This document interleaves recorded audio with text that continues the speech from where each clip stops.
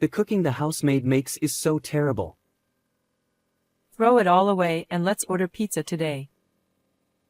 My mother-in-law and brother-in-law, who don't help with any household chores, had moved into my house and kept saying whatever they wanted. I felt I had reached my limit with this lifestyle, so I decided to end their lives. I'm Penelope, turning 30 years old.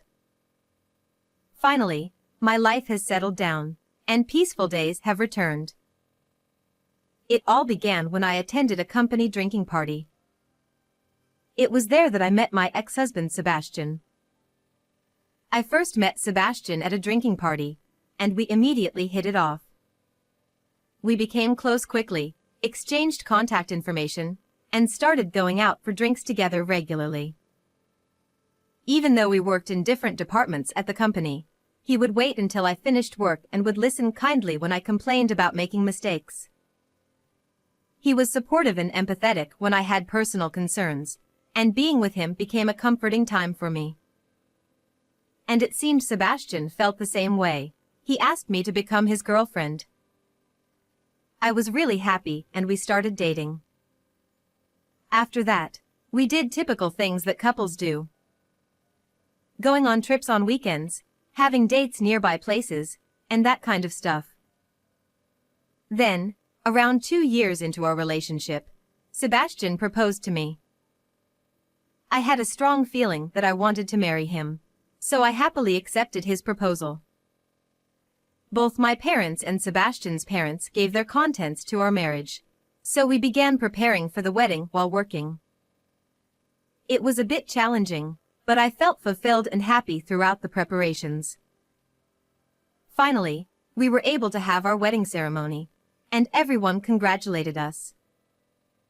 After we got married, Sebastian moved into the apartment my father had bought for me.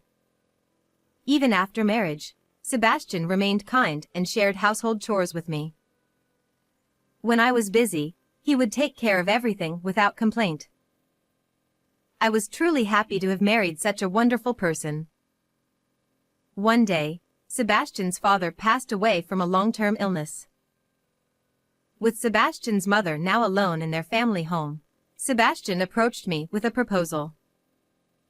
Mom will be alone now, so let's have her live with us. It would be inconvenient for her to be on her own, and I'm the eldest son, so I should take care of her. I hadn't been married for long, and I still wanted to enjoy my newlywed life. The idea of living with my mother-in-law made me a bit disappointed. However, I also understood that my mother-in-law must be feeling sad after losing her husband, and I wanted to fulfill my kind-hearted husband's wish. Above all, I thought that if I were in his shoes, I would definitely do the same. So, I decided to accept my husband's request. However, if I had known the tragic events that would happen afterward, perhaps I would haven't agreed to this cohabitation and could have continued to live happily. So we started living with my mother-in-law, but she never washed the dishes she used or left her clothes everywhere even though she was always at home. She settled in but didn't help with any household chores at all. Just as I was feeling frustrated with this situation, another tragedy happened suddenly. It was around the time when people began their long holiday. When we were relaxing at home, my husband's phone rang. Huh. I wonder what's going on. He started talking with someone on the phone.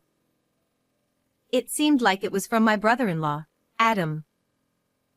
My brother-in-law had returned home for a long holiday, only to find that their family home was gone. Apparently, he was shocked, so he called my husband. And after the conversation ended, my husband told me, Adam seems to have come back, but since our family home is gone, he'll be staying with us during the holidays. However, I suddenly had a doubt. I remembered that my brother-in-law works in the hospitality industry and the long holiday period should be a busy season. It didn't seem likely that he could take time off during such a busy time. Isn't it a bit strange? Adam works in the hospitality industry, so how could he come home? Maybe he just happened to get time off. My husband wasn't really interested in talking about it. And about 2 hours later, my brother-in-law arrived at our house. Moreover, he came carrying lots of luggage in both hands and hurriedly entered the house. As soon as my brother-in-law arrived at the house, he immediately confronted my husband. Sebastian, why is our family home gone? After Dad's funeral, Mom would be alone, right? So she sold the family home and moved in with us. Didn't I tell you about it? I didn't hear anything about that. Jeez. My brother-in-law kept complaining to my husband and mother-in-law about the fact that their family home was gone. I have only met my brother-in-law twice, once when my husband and I went to visit his family before we got married, and the second time was at our wedding. My impression of my brother-in-law is that he tends to react with defiance when criticized by my mother-in-law or husband about small things. He comes across as immature, selfish, and somewhat self-centered, and honestly, I find him difficult to deal with. I wonder if this time too he will insist on having his way and continue living in our house like this. Just as I had feared, my bad feeling came true. My brother-in-law said to my husband, You're living in a nice apartment. Do you have any unused rooms or something? There's one room that we're not using. It's just being used as storage. Well then, there's no problem if I move in. He said like that. Of course, both my husband and I opposed the idea of living together with my brother-in-law. Why not? You sold the family home without consulting me. Mon can live here, but why can't I? However, he started throwing a tantrum. Then my husband asked my brother-in-law, What about your job in the hospitality industry? And weren't you supposed to be living in as a trainee? Brother-in-law replied, Well, you see, I've got mentally tired from my current job. I've taken a temporary leave for a while. If my husband heard this, he would definitely find it hard to refuse. He glanced at me, silently pleading for understanding. I shook my head, signaling that it was impossible because my mother-in-law was already living with us. All right. Just for a little while, okay? Seriously? You're the best. However, my husband agreed to it. Even though my husband must have seen I shook my head in disagreement, he still accepted my brother-in-law. I immediately called my husband into the bedroom. Hey, what were you thinking about accepting Adam like that? You saw me shake my head and refuse, didn't you? In response, my husband, true to his kind nature, argued. I couldn't just abandon Adam, could I?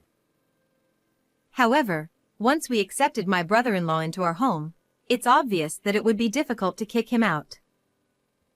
I hoped that he would return to work soon. At first, we had a quiet life. But my husband became busier during the peak season and started working overtime on weekends. Then I discovered my brother-in-law's true nature. It was when my husband wasn't around. It seems like my brother-in-law thought I wouldn't say anything. He started giving me orders, like cook him something because he's hungry, or go buy him some cigarettes because he's busy. Moreover, he started smoking in the living room, so I had to repeatedly tell him to go to the balcony. Whenever I pointed it out, he would make a very displeased face. You're just my brother's wife. Don't tell me what to do. He made sarcastic remarks. My mother-in-law didn't say anything about it either, and she and my brother-in-law both bosses me around. When I cooked dinner, I was told things like, The cooking the housemaid makes is so terrible. Throw it all away and let's order pizza today. My mother-in-law and brother-in-law, who didn't do any house chores, said whatever they wanted to say to me in my house. my brother-in-law who behaves and talks which make it hard to believe he's just a guest, and mother-in-law who lets him do as he pleases without ever reprimanding him. Even though a month had passed since then, my brother-in-law didn't show any sign of returning to work. I wanted to change the situation, so I decided to discuss it with my husband. I told him about his brother's behavior.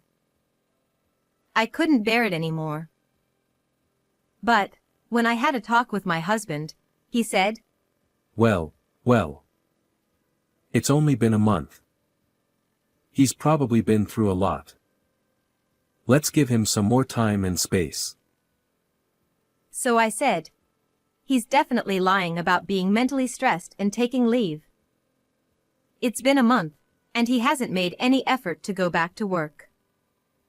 And when you're not around, Adam and your mother are constantly bossing me around. I told my husband everything, but he didn't listen at all. I don't get that vibe from either of them when I'm around, so I can't believe it. Are you just making up lies because you want to kick Mom and Adam out of our house? In the end, he called me a liar. Why doesn't he believe me and still take their side? I was so furious. And that's when the incident happened. As I happened to wake up early one morning and headed towards the bathroom, I noticed a burnt smell coming from somewhere. I tried to locate its source and found it was coming from my brother-in-law's room where he was sleeping. I hurriedly opened the door, only to find my brother-in-law had been smoking in bed, and it seemed the cigarette had not been extinguished. There was a burnt spot on the mat where it had fallen. I rushed to get water and managed to extinguish the fire, and I woke him up and yelled at him as I couldn't hold my anger any longer. What were you thinking? I've told you many times not to smoke inside the house. Upon being awakened, my brother-in-law seemed somewhat surprised but quickly responded to me with annoyance. The fire's already out, right? Don't bother waking me up over something done. You're just my brother's wife, so don't get bossy. I couldn't stand him anymore. You know what? You're lying about being mentally stressed and on leave, aren't you? You keep going against everything I say and throwing tantrums like a child. Have some awareness that you're just a guest here. If my husband hadn't allowed it, there's no way I would have let you live here. I let it all out. Upon hearing the commotion, my mother-in-law and husband intervened. Hey, Penelope. What's this all about? How dare you say such things to my son? He's going through a tough time at work right now. How can you yell at someone like that? Unbelievable. That's right, Penelope. Apologize to my brother. What you said just now was way out of line. My husband and mother-in-law ganged up on me, blaming me for everything. Meanwhile, my brother-in-law watched the scene with a smirk on his face. I couldn't understand why I was the one being blamed. I've accommodated my mother-in-law, who became a widow, and my brother-in-law who barged in after taking leave, just as my husband wanted. Yet, instead of reprimanding his brother, he joined my mother-in-law in blaming me. And my husband added, I've heard from my brother that you're always scolding him when it's just the two of you. How dare you treat him like that just because you want him to leave? I've even considered divorce and have already signed the divorce papers. Cool off and think about it. All right.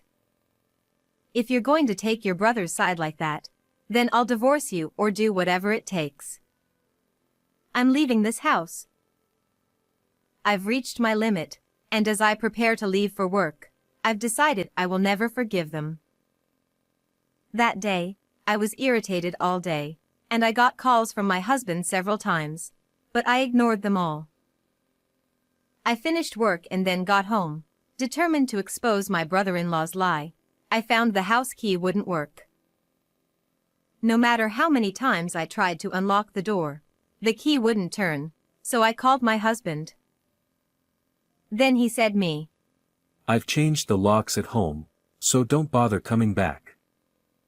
Reflect on your actions, and if you're truly sorry, I might let you back in. I'm considering divorce, so think carefully about your next steps. Furious that it seemed like I was being blamed, I called my parents. My parents said I could stay with them until this situation settled down, so I told them all the details. Upon hearing this, my father became furious. Unbelievable. I'll make sure they regret this. He then made a phone call to someone. Shortly after, a lawyer whom my father had presumably called arrived at the house. Afterwards, my father and the lawyer discussed matters regarding the apartment he had bought for me. Since the apartment is in my father's name, he said he would sell it immediately. I wanted a divorce, so it was necessary for my husband to agree to this. However, he had already signed the divorce papers, so there didn't seem to be any issue with that. It would take a week for my father's apartment sale to be completed, so until then, I commuted to work from my parents' house. Finally, after a week had passed, I went to my husband's house with my father and the lawyer. When I rang the intercom, my husband answered. Penelope, have you finally cooled off? Wait, Penelope's dad, and... who is that person? As I explained, I had brought my father and the lawyer with me. My husband became flustered. We entered the living room and got straight to the point. I want you to leave this house right now. What?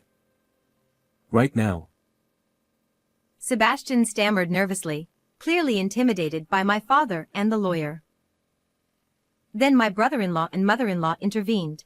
Here we go again. I said I'd leave once I get better. That's right, Penelope. Adam is still emotionally unstable. Please cut him some slack. If you want Adam to leave that much, why don't you leave instead?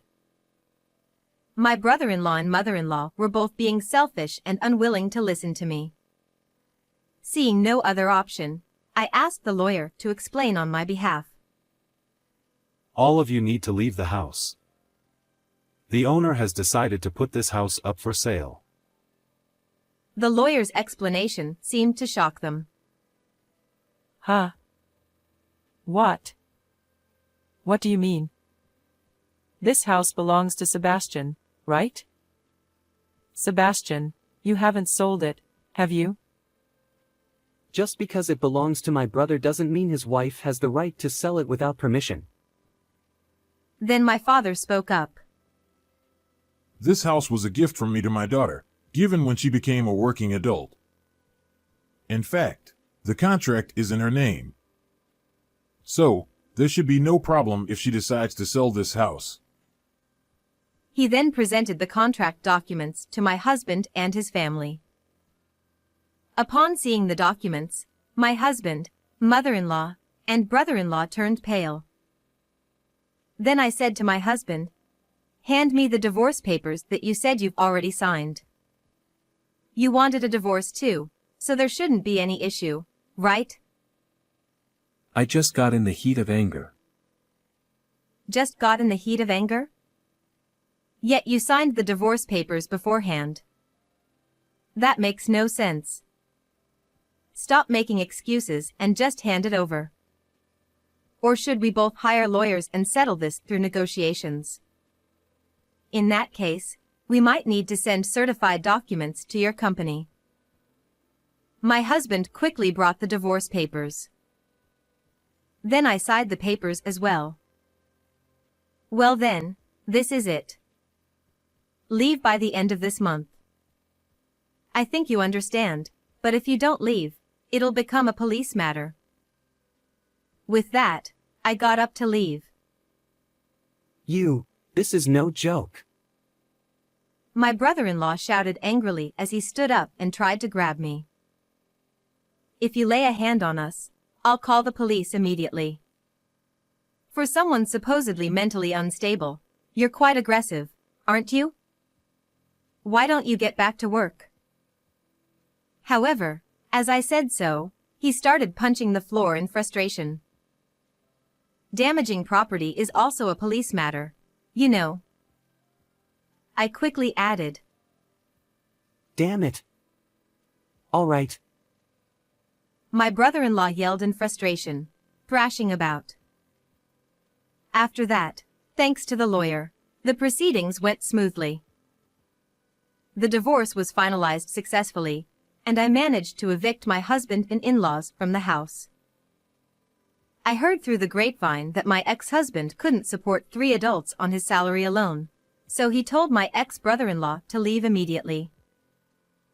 Then, unable to tolerate my ex-husband's words, my ex-brother-in-law reportedly punched him and got arrested by the police. Apparently, this incident shocked my ex-mother-in-law and caused her to develop depression. As for me, I used the money from selling the apartment to buy a new house with my parents, and now we're living happily as a family of 3.